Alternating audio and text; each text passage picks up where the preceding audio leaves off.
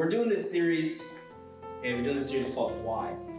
Okay, and the whole premise of this whole series is just to question why do we believe certain things that we believe.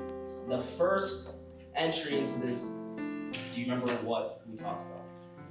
Why do we do what? Pray. Does anyone remember anything from that one? Any takeaways from prayer? Why do we pray? To talk to God. That was one of them. What about the other two? I had three nice little things. Wait, Is that what I got it? Oh.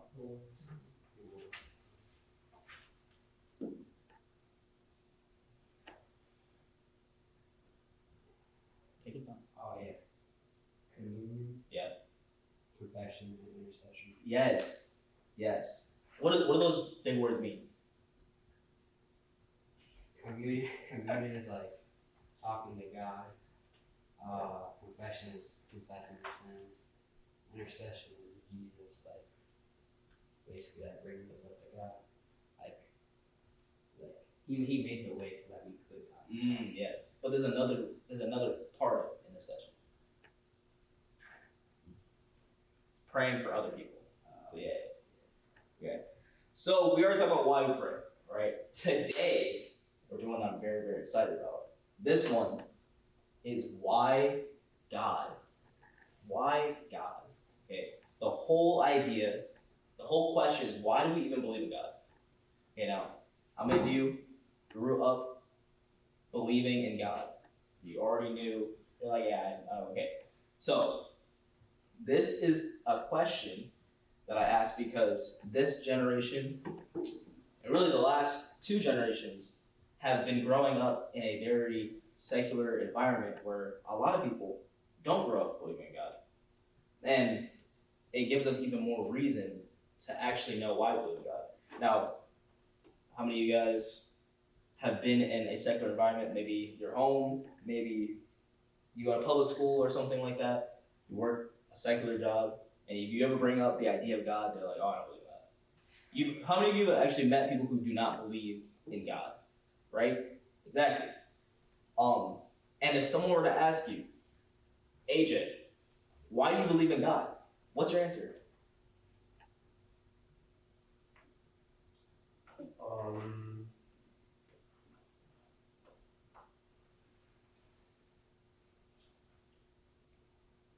I know I'm putting you on the spot. I mean, like, I don't know, it's a bunch of reasons. One is because, like, how we all get here. That's why, and then he's done so much for people around me that I saw and, like, my own family, that it's like it's not a coincidence that stuff is lined up like this. So there has to be a God, and I believe it's Jesus. That's a great answer. All right, so we're actually going to look at the Bible. Okay, we know the Bible is actually like full of wisdom and stuff. The Bible is also a philosophical book, meaning that there's lots of questions that it asks that most like normal random human beings ask these questions. So let's go to Romans chapter 1. Love Romans 1. All right, we're going to go to Romans chapter 1 when you're there. You got to say amen. Romans chapter 1. It will be also on the screen. So if you can see Romans 1, say amen. Okay. We're going to start in verse 18. And it goes like this. Now this right here, before I even start reading it, context.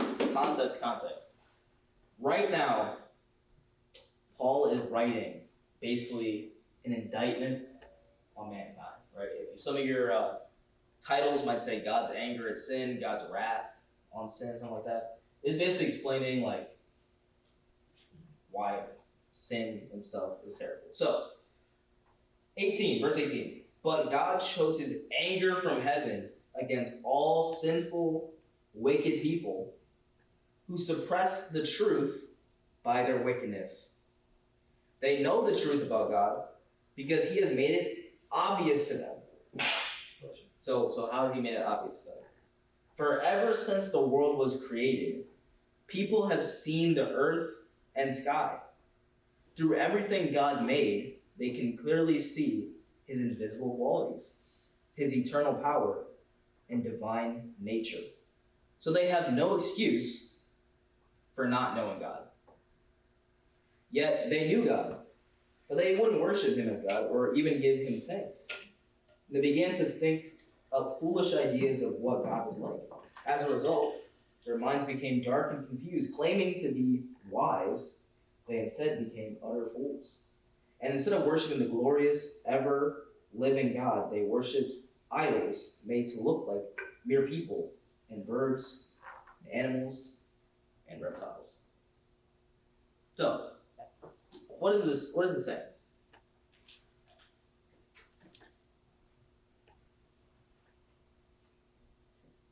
Basically, you just look at all the things around you, creation itself, it reveals God, like his nature, his creativity and whatnot. But we look at that stuff and think of other reasons or like try to distort what God is or how things got there, and eventually it led to self-worship or idol worship. Exactly. So this is telling us, right, that it's very, very hard to be an atheist or an agnostic. Do you know what I mean when I say atheist means you're against God, you don't believe in God. Agnostic means you feel like you can't know. So you're not necessarily saying that there isn't a higher power or something, but you're just like, it could be God, it could be random, like you just don't know. This is basically saying those two options don't really make any sense because you can look out in the world, in creation, and just see there has to be a God, right? And it says since creation, since the beginning of time, people have always known that there is something greater than what we see here on earth. Make sense? Yes, no? Okay. And then it says that these people, they suppress the truth. So when you're suppressing the truth, right, that means like you know that it's there, right? Think of this very practically. You know that there is something beyond just this. And suppressing is like you're pushing it down. You're like pushing it away, like, yeah, I know this might be true, but I really don't want to believe it, right? That's what it means to suppress the truth. So, does that make sense so far? Anybody have any thoughts on this so far? Any questions? I just want to say, I feel like the suppression aspect is one of the most common in my experience because it feels like people want to validate the false importance of their day-to-day. Because it's like, if I accept that God is real, that means like all the career choices or lifestyle decisions I've been making would have to be like checked, and like I'd rather not do that. So it's easier to just try to not think about it. Yeah, it's true. Anyone else have any thoughts? I mean, for this, I'm not gonna bore you with like all these nerdy things that I looked up, but one is I looked at a lot of speeches and articles and chapters from books from a lot of atheists. You'll find out a lot of atheists, they'll do all their scientific studies, and a lot of them will actually become believers in God because they start studying the universe, they study science, and they realize, oh yeah, this stuff is way too complicated for this to be random. And then a lot of times people who are honestly maybe a little too arrogant to admit, I was wrong or that I'm doing things that are wrong. Again, it's not wanting to come to grips with the fact that what we do in life does matter, right? So to keep it simple, what we're gonna do for like the rest of the time is I say that there are two major pieces of evidence for God. Two major ones, and then one of them has several ones, but here's the two major ones. Creation and conscious. Okay, those are the two big reasons for God. So, creation and conscious. So let's look at that first one. Okay, creation, right? The universe, like the physical place that we live in, I would say is proof of God. Okay, This is called the cosmological argument. Okay? The cosmological argument basically says the cosmos / the universe is an argument for God. I even have a nice slide that I made that says the cosmological argument. Look at that. Beautiful. Cosmological argument. Okay? This one, now everything that I'm about to tell you tonight, these are real philosophical ideas that I have talked to atheists about. So I'm not just like pulling this out of nowhere and be like, oh yeah, this is what I found on Wikipedia. No, like I've actually talked to people in real life who are doubters of God. You like basically using these points, and I'm telling you, it always gets the brains moving. Okay? And I want to hear from you guys to actually like think this through as if you were either talking to somebody who didn't believe in God or just wrestling within your own mind. Because obviously these are, can we be real? Like sometimes we will doubt, ooh, is there actually God? Right? Has anyone ever thought that before? Yeah, I have. Okay? So, the cosmological argument, the cosmos universe is an argument for God. Okay, so this one gets even deeper. Because basically this says, this is like a scientific law, right? That everything that begins to exist has a cause. Okay? Everything that begins to exist has a cause. This is a scientific fact. For example, Gabe, you exist, correct? You, at some point, began to exist, right? Okay, everybody, like, think through this with me. Okay?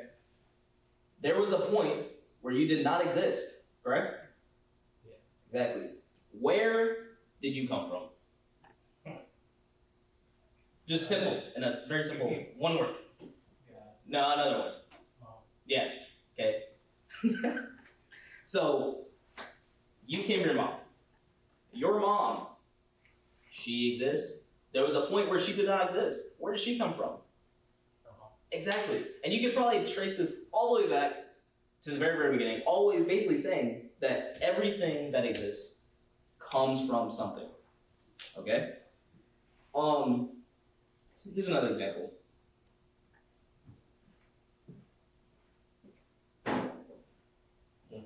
This water bottle. This exists, correct? Yeah. Use your philosophical mind right now. There was a point where this water bottle did not exist, correct? Where do you think this water bottle came from? Factory, plastic, China? Which one are we gonna go with? China? Okay, so that means that, do you think it just like, out of thin air, just existed, or did somebody make it? Okay, and then that person who made it, did they come from somewhere? Exactly, we keep going. So basically, everything always comes from somewhere. Now, we can take things even as simple as dirt. Where did dirt come from?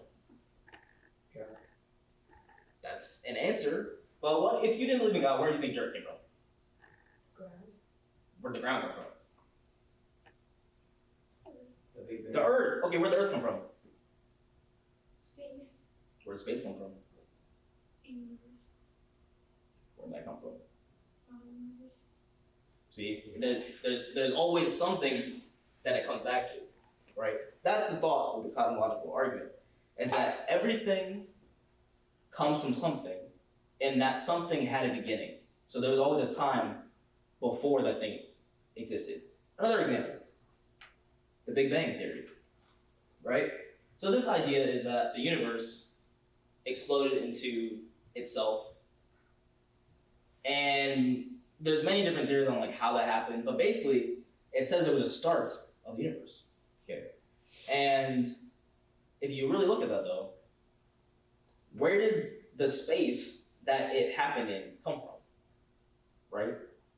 Like the whole idea of there is that even with the idea of the Big Bang, which scientifically partially makes sense, there still has to be a cause for that to even happen.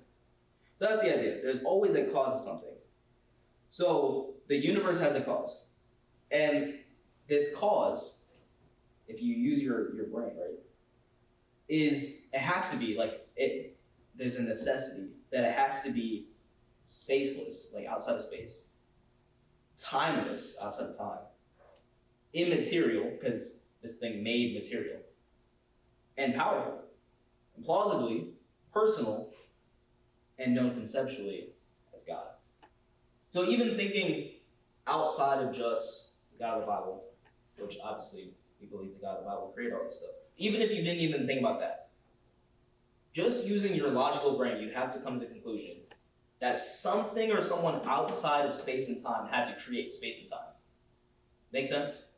So that's the first argument. Cosmological argument, right? That everything has a cause and that God is the first cause. So, does that make sense? Any question on that idea? Anybody want to play devil's advocate and say, well, what about this? No. Oh, that's okay. The second one, the teleological argument. Look at that, almost, I love that. Teleological argument. This claims that the complexity and the apparent purposefulness of the natural world is evidence of an intelligent creator, such as God. So, basically, there is a clear function to everything in the world. Okay, there's a clear design behind the world's function. It's clearly not accidental. Okay, this is kind of what you were just saying in the very beginning. There's no way that you can just look at the world and say, oh, this just accidentally happened. Like, there is so much design behind how everything works. So, anybody have an example of that?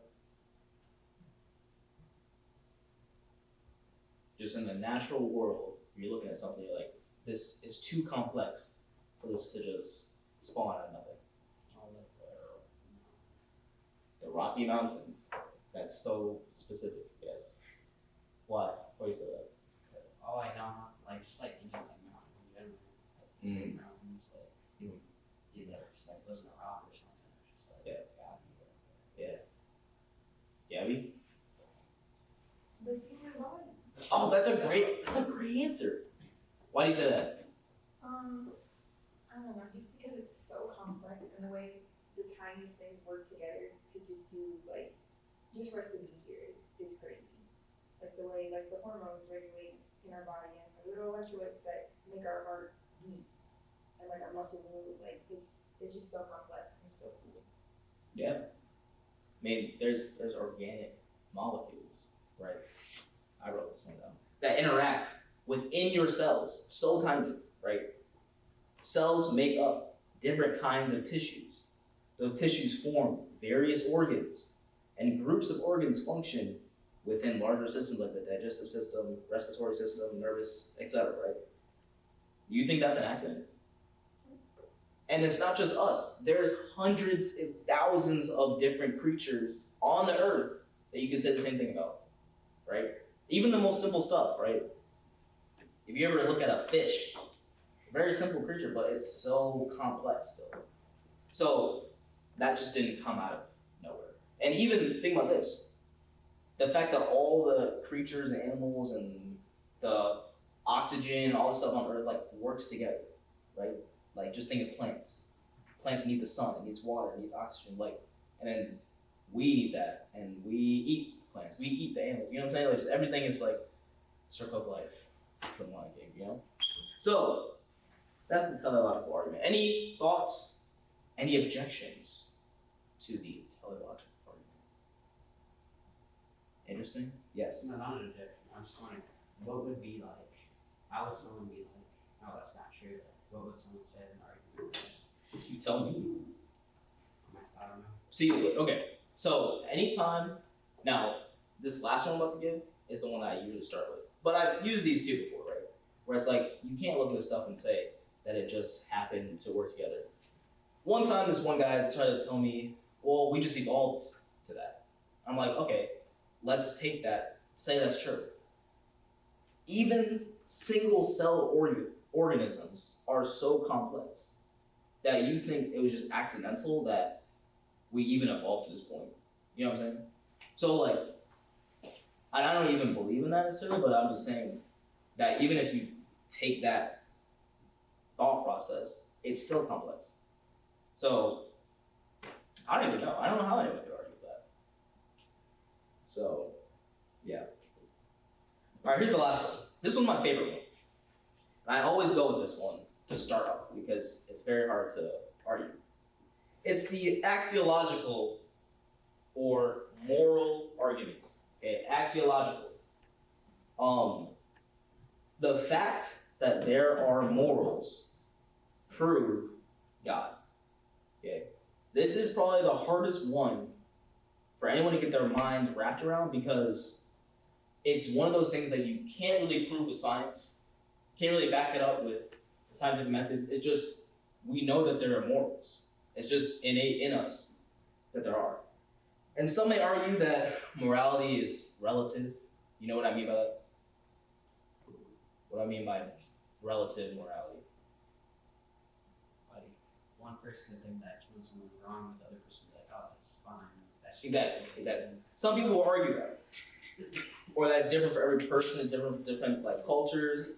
But that's just not, it's just not true. Okay. Let's do an example. What do I do? Make it something fun. Give me the candy bucket if you could.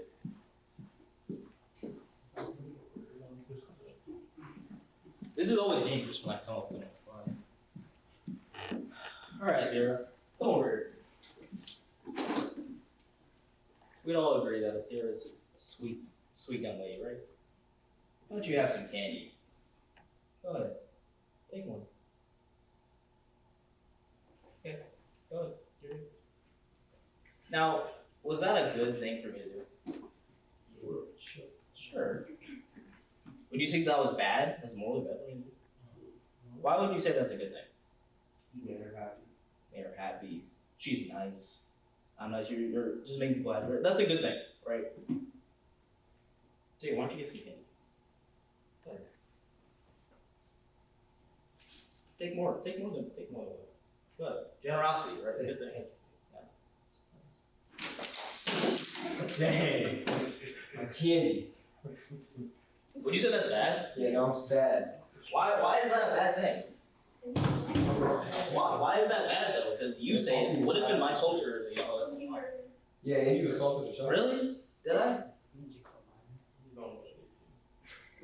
I had a year. So look, this is a great example. Because nobody has to like train you to know that being generous is good.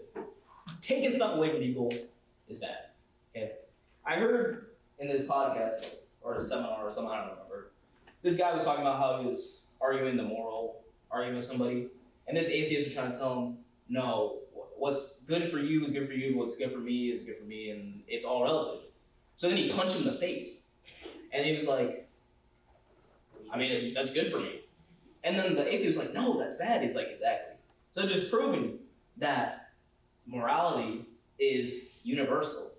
Sure, there's things that might be kind of a gray area. There's things where it's like, oh, for some people it's this. But the fact that there are morals at all, that we even argue over what's good and what's bad, to many people, that is proof that there is God. And we know that there's right and wrong. We know it. I always say this, and I say this to everybody, you never have to train a toddler how to be bad. They just know how to be bad. They just steal, they lie, they do all that stuff. Like, no one has to teach them.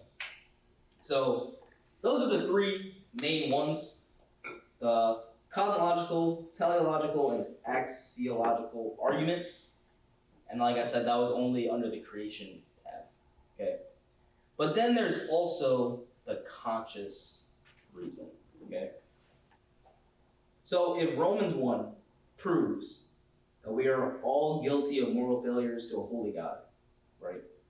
If that bad news is true, then how much greater is the good news of the gospel? Now, follow me here. That God didn't just leave us in this hopeless state of being sinful, but the God who constructed the cosmos, right? We talked about that. The God who designed the intricacies of your body. The God who is so morally perfect, he thought that it would be so good, so morally good, to step down from heaven, to be with us, to die for us, and to be raised to life, to defeat the power of sin and death over our lives. Colossians 1:19-20. For God was pleased to have all his fullness dwell in him, and through him to reconcile to himself all things, whether things on earth or things in heaven, by making peace through his blood shed on the cross. That's good news. And again, this is kind of circling back to why I love that you answered in the very beginning. Right? I could list to you all the scientific reasons why you should believe in God, blah, blah, blah. But really, your experiences is what can prove God to people. Not just people, but to yourself. Right? I can give you, again, all these philosophical concepts of like, oh, this is why you should believe in God. But at the end of the day, I can give you a million facts of head knowledge, but if it doesn't get to your heart, then you're not really going to get anywhere. Because God doesn't want you to just know about him. He wants you to know him. Does that make sense? So, and I've been there, I'm still young, I'm still learning and growing, but when life hits you hard, right, and you're doubting, you have questions about God, you have questions about just life, why is this happening to me? When I've had these questions, why God, for myself, right? I'm not leaning on the facts of the cosmological argument to get me through whatever I'm about to, right? I'm not leaning on the teleological argument of God's existence to get me through that. I'm leaning on the fact that in the midst of loss in my own life and people around me, that he's been the God of all comfort, right? I'm leaning on the fact that when I'm anxious, and I do get anxious, right? I know I can trust the God who has always met all my needs. I'm leaning on the fact that when I felt lost in life, and I don't know why I'm here, I don't know why I'm doing the things that I'm doing, I can be reminded that my God has plans and purposes for my life and that all things are working together for my good. So, my friends, your testimony is the greatest reason for your belief in God. Because, again, you could learn all these deep concepts and everything, but when it comes to you not just trying to explain to somebody else, I'm not even really talking about trying to explain to somebody else. I'm trying to get you to understand this for yourself. Why do I believe in God? When you're thinking about this, you have to think of your testimony, right? Think about God's grace in your own life so far, no matter how young or old you are, right? It's only by God, let's make it real practical. It's only by God's grace that I'm even, standing here. I don't know how many of you know, but I was born 3 months premature, right? My parents had a miscarriage before me, right? It's a miracle that I'm even, alive, right?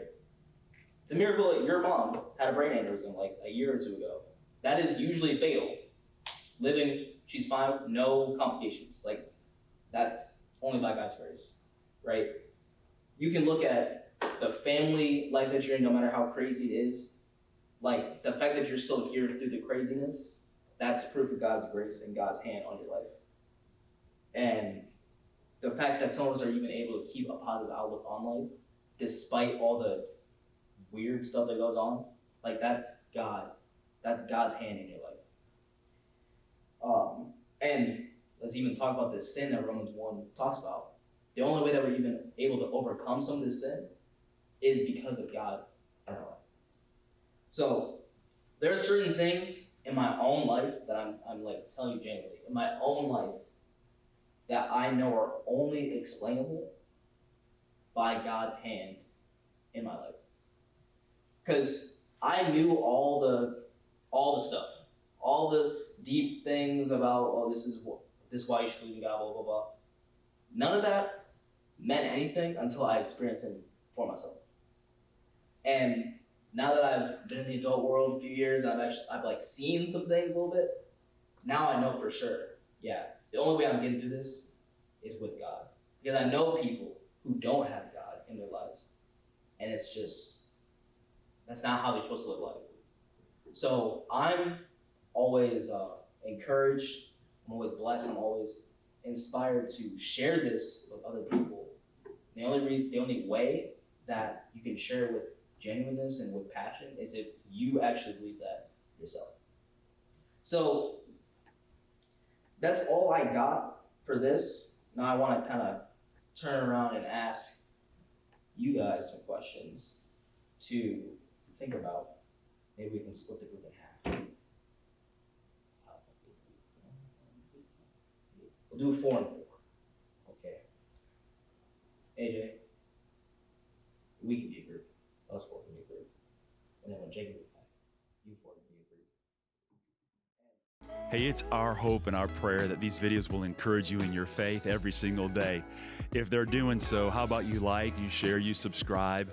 Hey, and if you're ever in the Northeast Ohio area, stop by Calvary Assembly of God. Sundays, worship with us. Let's connect with God, His presence, and His people together.